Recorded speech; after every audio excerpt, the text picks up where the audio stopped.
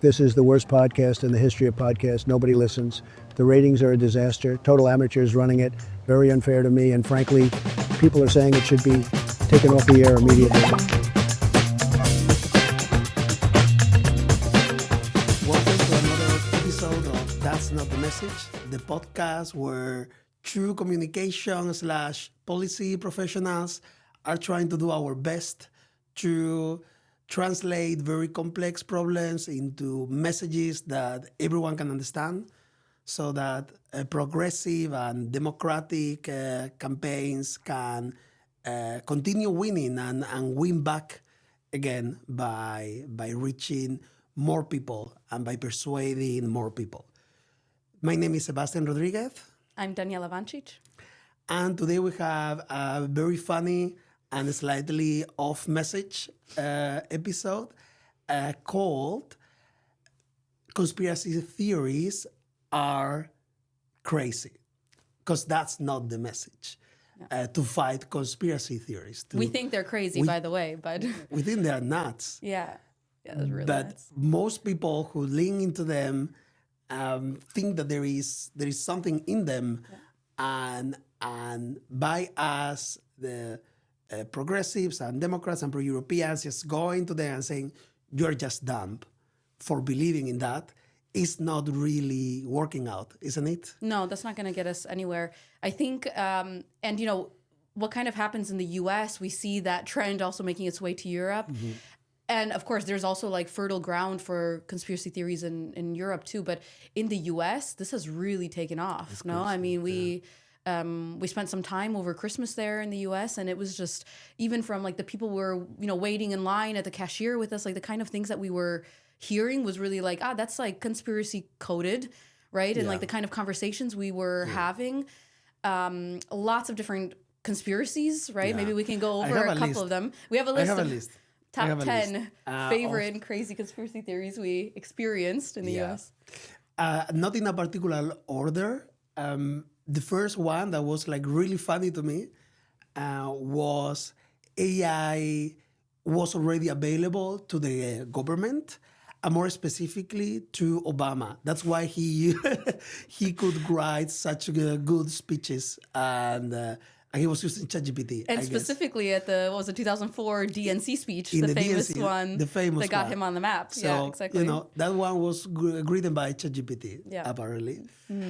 There's something called speechwriters. I don't know if these guys know that, but Another one was because we were there shortly or a few months after the very public assassination, murder of Charlie Kirk, and so there were two competing theories that some people could believe at the same time, which is he was murdered by the Israeli government. At the same time, he was not murdered, and he's living currently somewhere else, and probably, who knows, will make a comeback and run for election. So for I president, think, he's going to be. so those two president were came. competing somehow. Yeah. And what else was on was on your list of conspiracies? Well, a scary one that I think like really freaked me out. I never had to be honest. I haven't had so much experience with this. There was a lot of anti-Semitism. There was a lot of anti-Semitism, I think, out there. And I think, I mean, also for me, like, I've never been so exposed to that, I think. I personally, I really feel with also, like, the Palestinian cause, and I feel like a sense of really, like, social justice has gone wrong in that part of the world. So, you know, and so I was never one of those people. I always thought like, yeah, of course there's anti-Semitism out there and it's super bad and it's terrible, but it's dealt with like hate speech, like any other type of hate speech or like racism, you know, like I never understood why it needed its own category. But I get it. I think I get it. I think the level of conspiracy that is, you know, about like Jews in different sectors and different industries, from medical to, of course, you know, the business sector to politics to like that there's like an infiltration, like the level of sophistication, you know, of anti-Semitism that I think really like that shook me up quite a bit. And that's one of the things that's going to break probably the MAGA base. There are two things actually Yeah. One is the unjustified and maybe like oversized influence of the lobby of Israel in American politics. Yeah. And the second one is AI. It's especially like this distrust on big tech. It's really running deep. It's a big contradiction in the MAGA movement, and they are both rooted in, or they are both influenced by conspiracy theories. Another one that I had related to that was the government is listening to you through your Roomba or through, I don't know, any device that you had in Yeah. your home. It was actually the government actively listening to you. What are your worldviews? And the thing is, they might be onto something because the Roomba might be picking up, just like your Alexa could be picking up, on the things you say. But then it's the company. Like, what does it have to do with the government? Like, the company is then could be listening it. Like, they're so close yet so far, right? Like we're almost there. So that was a popular one too. The one that perhaps is more spreaded and coming to Europe to make the link at this point is replacement Theory, yeah. Replacement Yeah, theory. that was everywhere. So on replacement theory, I think it moved beyond the remit of conspiracy theories for those who really believe it, and I think we see now in Europe now with this whole thing about remigration, right? Yeah. And Because it's coming from high levels of political leaders. I mean, on the U.S. side, I'll move to Europe in a second, but still on the U.S. side, you have like Marco Rubio, Secretary of State, just a few days ago at the Munich Security Conference, saying, like Europe is a civilization in decline, and like also making note, to replacement theory. So you have like high level political leaders, of course, not to mention now in Europe, of course, those on the far right. This is like the underlying factor for them. This is like their campaign message, right? And that is like, I mean, based, of course, in white supremacy and total like racism. Yeah. But they're like underlying what keeps all of the far right parties together in one line is this replacement theory. Like they're going to take over and, they're having more children, immigrants. And, we're simply going to be outnumbered. Like this is just the basic 101 of it. What's crazy about this theory is that it sort of encompasses all the others. Because you have the anti-Semitism, because of course, who is plotting to flood the United States and Europe with Africans or with South Americans? It's George Soros. It's definitely definitely big industries. It's definitely big tech, right? Or those controlling the food. That's why you see lower fertility rates, because they are putting something in the water. They are putting something in the food. They are indoctrinating you in the school. And they are creating all these conflicts so that people move. And at the same time, they are embedded into every single capital next to the prime minister saying, and to all these people who are coming, then you need to let them in and you need to give them papers and you need to give them this or that. I like this sophistication of that replacement theory. Is like the mother of all theories, I think, is the replacement theory for sure. There were many others, but I think let's tackle a little bit about theories yeah.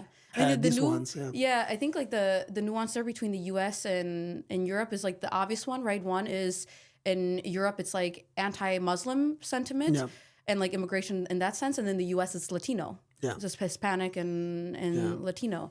And I mean, at the end of the day, I mean, I think like what encompasses them all is also like this the white supremacy aspect of it. And of course, there are some now out there that say, like Stephen Miller, that are proudly openly white supremacists. But I think like the average, maybe even the average MAGA, but like the average like far right or like right leaning person is not going to say like I'm a white supremacist. Like I think that they're concerns about these things are like just more like we talked about in previous episodes about security or safety or it's not, and it all ties into like this narrative from the far right leaders about existential threat. But I think at the end of the day, the average person is not like, well, I'm not thinking about existential threat. I have my family. I have, I'm worried about security or safety. So how do we handle these conspiracy theories or, these like very far reaching ones? How do we like debunk them? But, it's not enough, as we were saying at the start of the podcast, the message is not that's simply crazy. Like we have to speak to people's safety concerns and security concerns. How do we do that while at the same time remaining true to our values and not throwing a group of people under the bus who also are just like everyone else fighting to try to live a decent life? Yeah.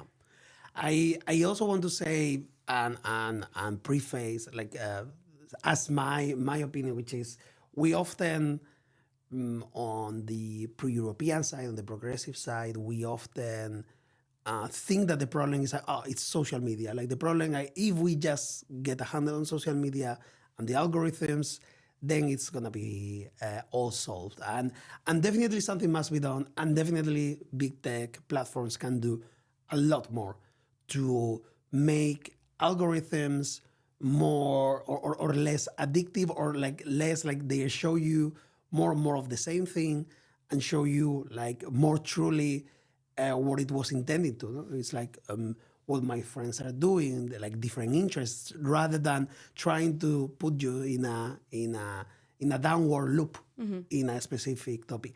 To me, like maybe like the solution is to have like alternative competitors that actually show you a feed that is healthier, right? But that's probably for another type of podcasts, and that's my view. And we focus on that. We say if social media didn't exist, then we would have such a problem. And I think conspiracy theories had been around for at least as much as I can remember, and throughout history. Like has the U.S. landed on the moon? I mean, to be honest, it's also with this Epstein stuff, it's never been a better time to be a conspiracy theorist. Yes. And I feel like we're all going a little bit crazy going down that rabbit hole. And the message is not to frame that as crazy, or you're just plain dumb because you believe that.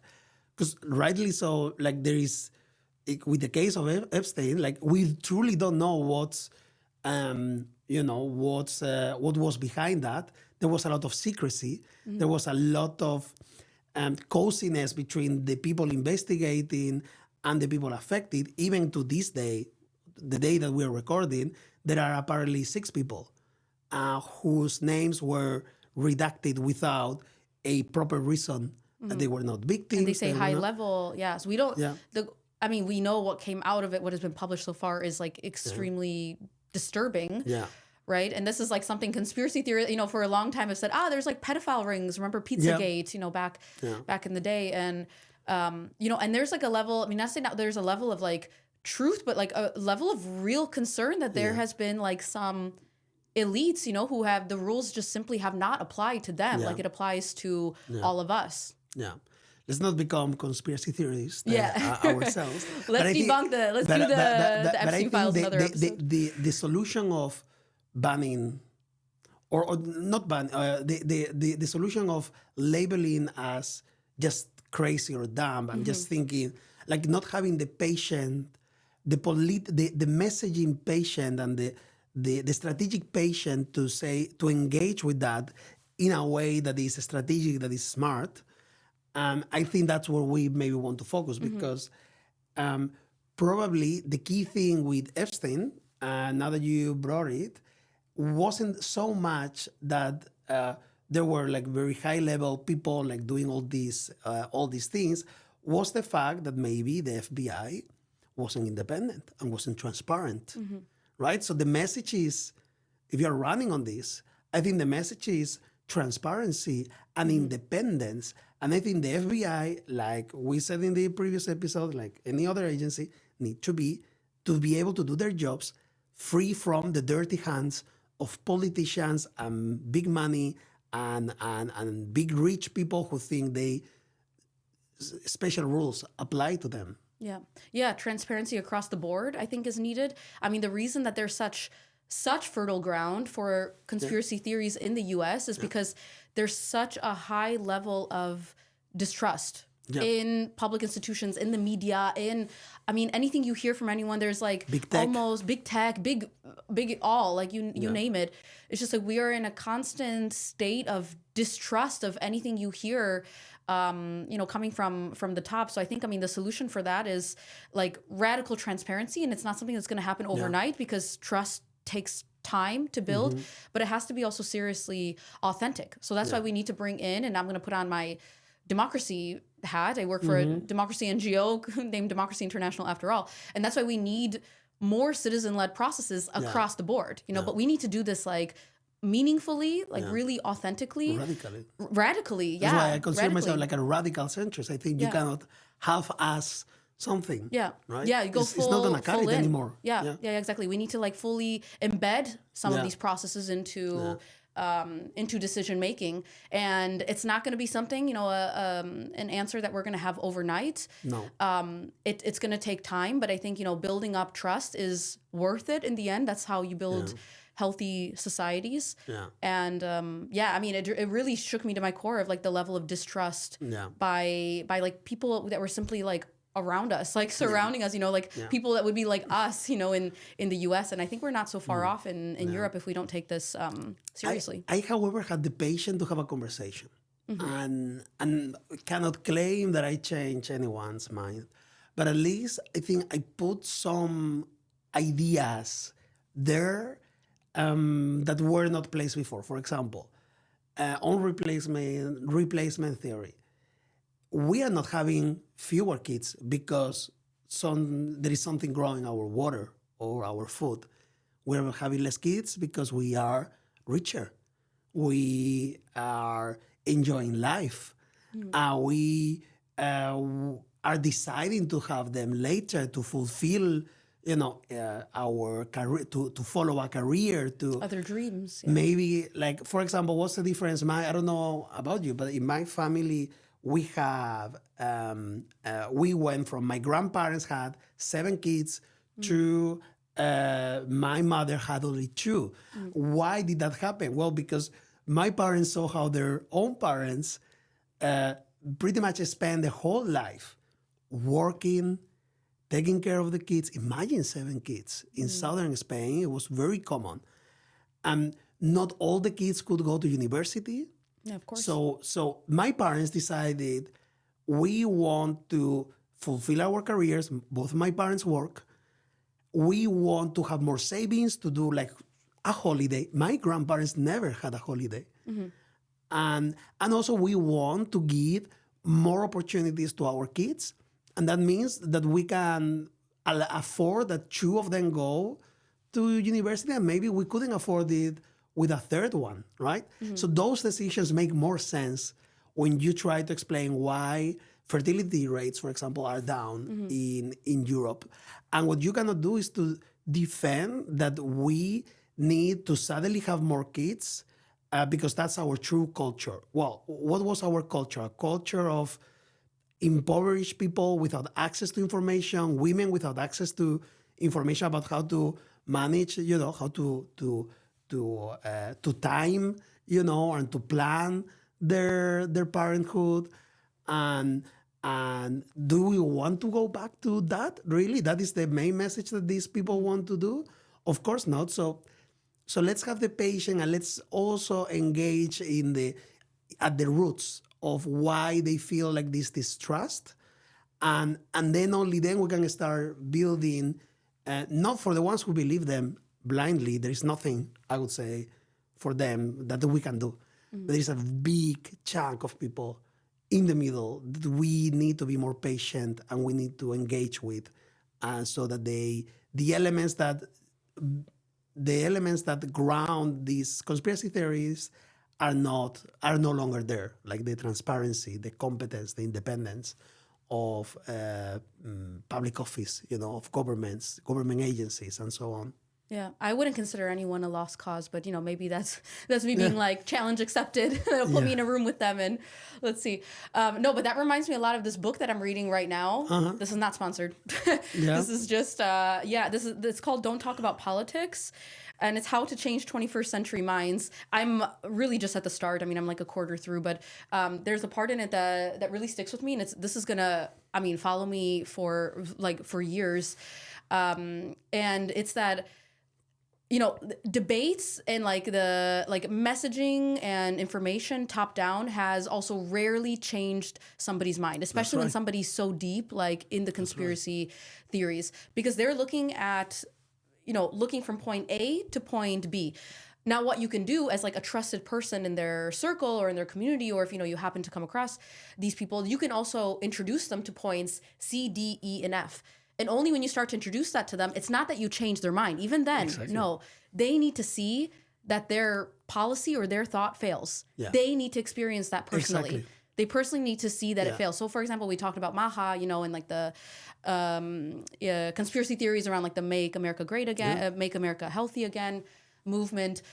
And, people have become very anti-vax, right? And this is a popular conspiracy theory in the U.S. So people, when they start seeing themselves hey, there's been a measles outbreak in my public school, measles, I haven't heard about that, it's been decades, since I heard about a measles outbreak. They need to see that their own policies, what they've supported has failed. And then they start to think about, hey, all those people that I interacted with that introduced to me the idea of C, D, E, and F, that's when they start opening up to your ideas and your thoughts. So still these personal added anecdotes of, what you said about your family. Well, 2 generations ago, it was very normal to have 7 kids. Why is that not the case now anymore? I think bring in those stories still to the people that you talk about, to the people that you talk to, because even if it doesn't change their mind in that moment, that's not the goal. The goal is to introduce them to these new thoughts and new ideas when they see that their own policy fails. By the way, we're going to see it with the Trump policy a lot, that it fails. It's going to fail people. It's going to fail communities. People are going to be worse off at the end of this administration. Then they're going to start to open up and be like, I remember those people I talked to who introduced me to ideas C, D, E, and F. Maybe there's more out there. Yeah, definitely. To wrap it up, and since you introduced one book, I can also introduce the 2 books that I have right now on my list. They are from the same author. It's an Ukrainian, and he writes about. His name is Peter Pomerantsev. He wrote 2 books. I think the first one is "This Is Not Propaganda," and "Adventures in the War Against Reality," which I think is very fitting. And the second one is "How to Win an Information War," the propagandists who outwitted Hitler. That's a really, really interesting one. And his whole idea is that only you can beat a bad story, like a conspiracy theory or propaganda or disinformation, with a better story. We need to spend more time thinking what is, in this case, Europe's narrative. What is the progressive or the Democrats' narrative for America, and be able to explain it in the most simple and clear way to the people, because only if we are able to create this better story, those bad stories will become less dominant. And I think that is my obsession also with this conversation, with this podcast, that we spend more time telling better stories grounded on good values, right? Yeah, exactly. I think that's what drives us. That's our why for That's this our podcast. why. Okay, we found our why. Good. It took 3 episodes Here we are. to find our why. Yeah.